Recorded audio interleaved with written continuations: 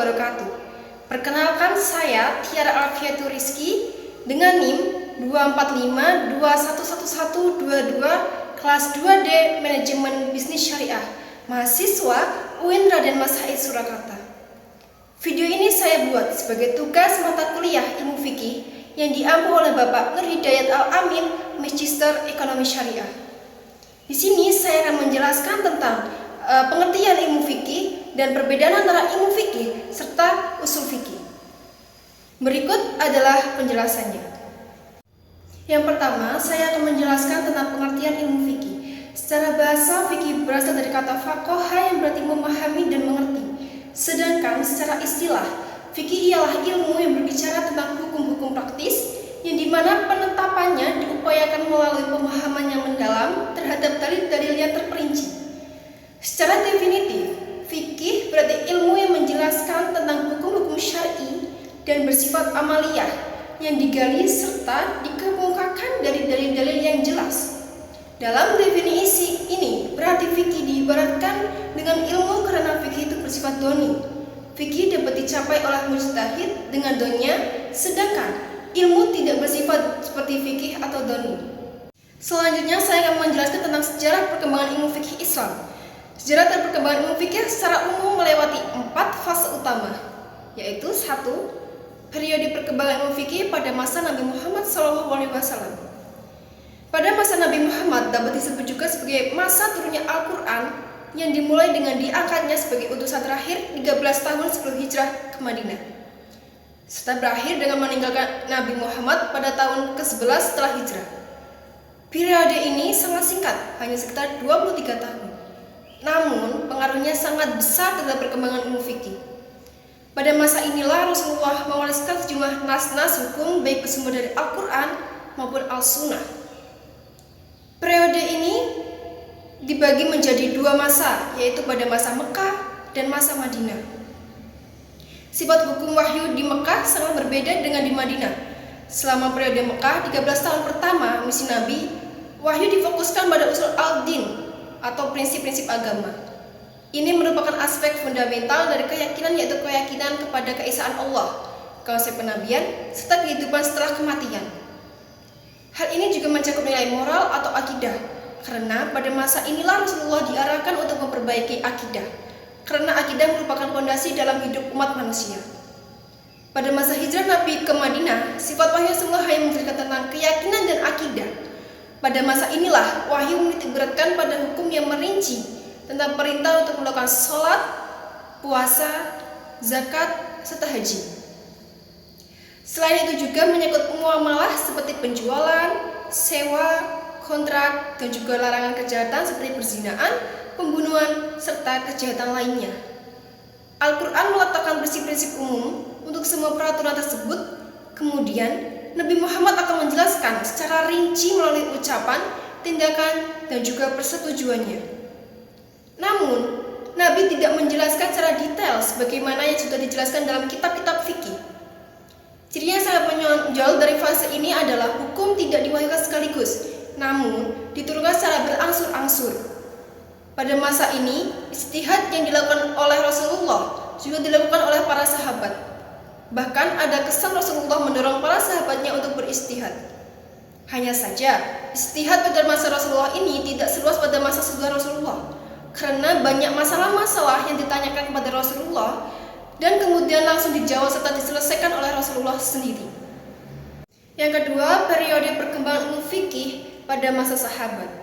Periode sahabat atau bisa dikenal dengan era Khulafaur Rasyidin ini dimulai setelah Nabi Muhammad SAW wafat pada tahun 11 Hijriah hingga 40 Hijriah yang berlangsung selama kurang lebih 30 tahun.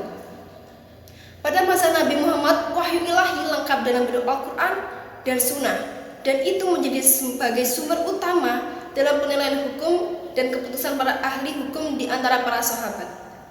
Adapun cara berijtihad para sahabat yaitu pertama-tama dengan mencari nasnya di dalam Al-Quran.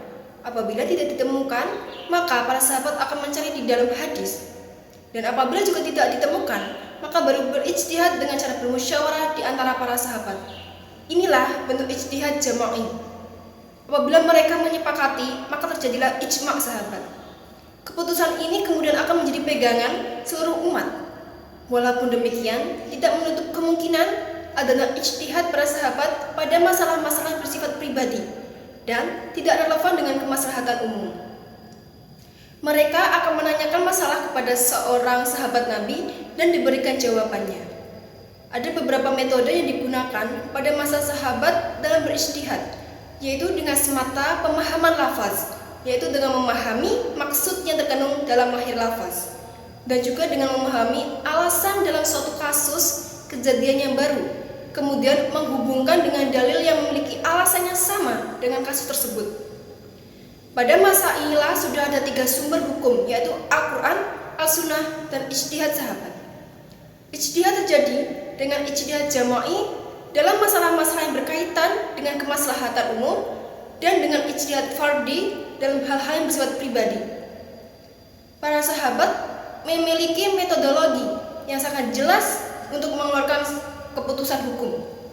Kadang-kadang hal itu didasarkan pada kepentingan umum atau mengambil tindakan pencegahan untuk mencegah perbuatan yang salah.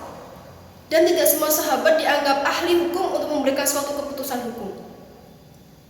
Selama periode ini, Al-Quran disusun menjadi satu buah buku dan salinannya dikirimkan ke seluruh dunia muslim yang telah berkembang jauh di luar Jazirah Arab. Yang ketiga, periode perkembangan ilmu fikih pada masa tabi'in. Periode ini dimulai setelah lepas kekuasaan Ali sebagai khalifah dan kemudian kekuasaan dipegang oleh pemerintah Muawiyah bin Abi Sufyan tepat sebelum jatuhnya dinasti Umayyah sekitar pada tahun 41 Hijriah hingga awal abad kedua Hijriah. Pada periode ini, metode penggalian hukum bertambah semakin banyak, baik dalam corak maupun ragamnya. Sebagai contoh, Imam Abu Hanifah memutuskan perkara membatasi ijtihadnya dengan menggunakan Al-Quran, hadis, serta fatwa-fatwa sahabat yang disepakati dan berijtihad dengan menggunakan penalarannya sendiri. Pada periode inilah ilmu usul fikih dibukukan. Imam Syafi'i menjadi ulama yang merintis pembukuan ilmu ini. Ia mulai menyusun metode-metode penggalian hukum Islam, sumber-sumbernya, dan petunjuk-petunjuk usul fikih. Imam Syafi'i bermodalkan peninggalan hukum-hukum fikih dan juga rekaman hasil dari diskusi antara berbagai aliran fikih yang bermacam-macam, sehingga diperoleh gambaran yang konkret antara fikih ahli Madinah dengan fikih ahli Irak. Dengan berbekal pengalaman, ia pernah berguru kepada Imam Malik, Imam Muhammad bin Hasan, serta fikih Mekah yang dipelajarinya menjadikan seorang yang memiliki wawasan yang luas. Dengan kecerdasan, ia menyusun kaidah-kaidah yang menjelaskan mana ijtihad yang benar dan mana ijtihad yang salah. Kaidah inilah yang dikenal dengan usul fikih. Oleh sebab itu, Imam Syafi'i menjadi orang yang pertama kali membukukan ilmu usul fikih yang ia beri nama Al-Risalah. Dan adapun peninggalan-peninggalan pada periode tabi'in diantaranya sebagai berikut. Yang pertama, semakin berkembangnya pusat studi Islam. Yang kedua, perkembangan ilmu fikih sudah mencapai titik yang sempurna pada masa ini. Yang ketiga, lahirnya ulama-ulama ahli fikih dan ahli ilmu lainnya. Dan yang keempat, perkembangan mazhab fikih paling masyhur pada periode ini. Yang keempat, periode perkembangan ilmu fikih pada masa tabi'ut dan tabi'in. Masa ini merupakan generasi ketiga umat muslim setelah generasi sahabat Rasulullah dan generasi tabi'in. Di antara generasi tersebut merupakan anak dari tabi'in atau cucu dari sahabat Rasulullah. Tabi'ut, tabi'in disebut juga sebagai murid dari tabi'in. Masa ini juga bisa dikenal dengan masa Imam Mahzab. Pemikiran hukum Islam pada masa ini mengalami dinamika yang sangat kaya dengan perumusan usul fikih. Artinya, terdapat kesadaran mengenai cara pemecahan hukum sebagai metode yang khas. Berbagai perbedaan serta perdebatan mengenai sumber hukum serta kaidah hukum melahirkan berbagai konsep usul fikih. Hukum Islam bermula dari pendapat perseorangan terhadap pemahaman tentang pendapat perseorangan tentang upaya dalam penemuan hukum terhadap suatu kejadian yang ada. Kemudian dari berbagai pendapat tersebut akan diikuti oleh orang lain atau yang memiliki murid dengan jumlah yang banyak dan menjadi sebuah metode yang dianggap baku dan disebut sebagai sumber mazhab yang tersebar di seluruh pelosok negara. Pada masa inilah para imam dan kekuasaan Islam meluas ke berbagai daerah yang dihuni oleh orang-orang yang bukan berbahasa serta berbangsa Arab. persoalan hukum yang semakin kompleks dan tidak ditemukan ketetapan di dalam Al-Quran serta hadis, maka dari itu para ulama melakukan ijtihad. Mereka mencari ketetapan hukum melalui penalaran mereka terhadap ayat Al-Quran dan hadis. Berikut ini imam besar yang berperan pada masa keempat. Yang pertama, Imam Malik. Ia melakukan ijtihad melalui langkah-langkah sebagai berikut. Yang pertama, Imam Malik mengambil dari Al-Quran. Yang kedua, Imam Malik menggunakan zahir Al-Quran atau Al-Sunnah Nabi. Yang ketiga, Imam Malik menggunakan dalil dari Al-Quran. Yang keempat, Imam Malik menggunakan mafhum Al-Quran. Dan yang kelima, Imam Malik menggunakan tanbih Al-Quran. Yang kedua, Imam mazhab Syafi'i. Disinilah Al-Syafi'i menentukan ijtihadnya sendiri, yaitu yaitu Al-Quran dan Sunnah. Apabila tidak tercantum di dalamnya, maka ia akan melakukan qiyas terhadap keduanya. Apabila sebuah hadis mutasil dan sanadnya sahih, berarti termasuk hadis yang berkualitas, serta ia akan mengutamakan hadis yang bermakna zahir. Yang ketiga, ada mazhab Hambali yang dikenal sebagai ulama fikih dan ahli hadis yang termasyhur. Ia melakukan banyak analisis terhadap hadis-hadis Nabi. Kemudian ia akan menyusun berdasarkan sistematika isnad. Pendapat dari Imam Hambali dibangun atas beberapa dasar, diantaranya: 1. Jika tidak terdapat di dalam Al-Quran dan Sunnah, maka fatwa sahabat, dan ia memilih pendapat yang disepakati sahabat lain. Yang kedua, menggunakan hadis mursal dan dhaif apabila tidak ditemukan aksar, khalus sahabat atau ijma yang menyalahinya. Dan yang ketiga, langkah terakhir menggunakan sad dal za'i, yaitu melakukan tindakan yang preventif terhadap hal yang negatif. Selanjutnya, perbedaan antara ilmu fikih dengan usul fikih. Fikih mengacu pada ilmu yang membahas tentang persoalan hukum Islam yang praktis, sedangkan usul fikih mengacu pada ilmu yang membahas tentang kaidah mengenai sebuah metode dalam menggali hukum dari dalil-dalil yang terperinci. Usul fikih merupakan sebuah proses menggali hukum dari dalil-dalil, sedangkan fikih merupakan hasil dari usul fikih yang dituangkan ke dalamnya.